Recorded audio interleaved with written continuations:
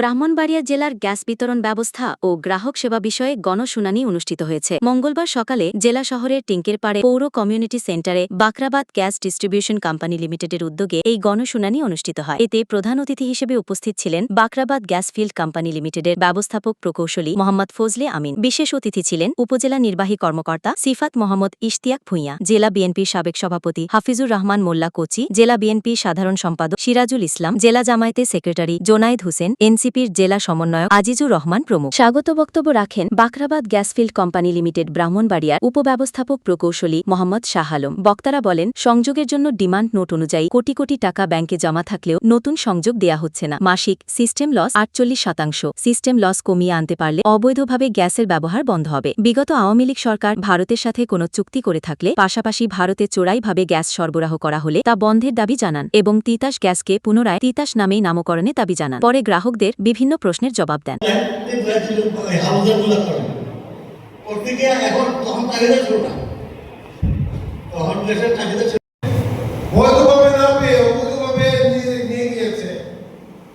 এবং তাদের demand note সরকারের কাছে জমা আছে।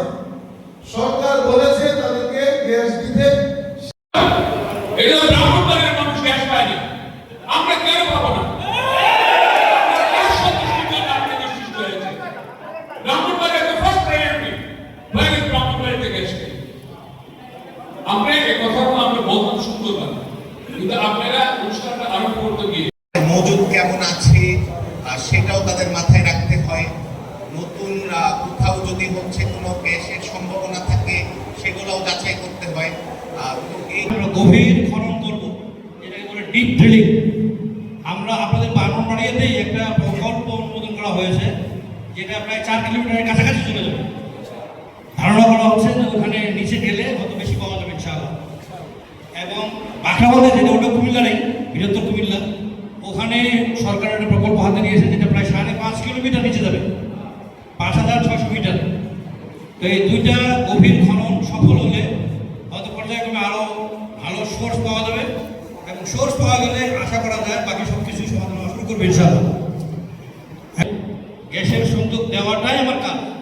গ্যাসের সংযোগ দিলে আপনি খুশি হবেন, সংযোগের সাথে যারা জড়িত ব্যবসা করে তারা খুশি হবে, এবং আমি কিছু গ্রাহক পেলে তাহলে আমার রাজস্ব আদায় হবে এবং আমার সম্পর্কটা ভালো হবে।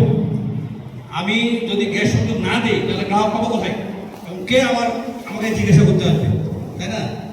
আমি যখন 2007 সালে বগুড়ে টানাটানি করি, আমার অনুমোদনে এমন কারখানা হয়েছে যে কারখানায় 3,000 শ্রমিক আছে।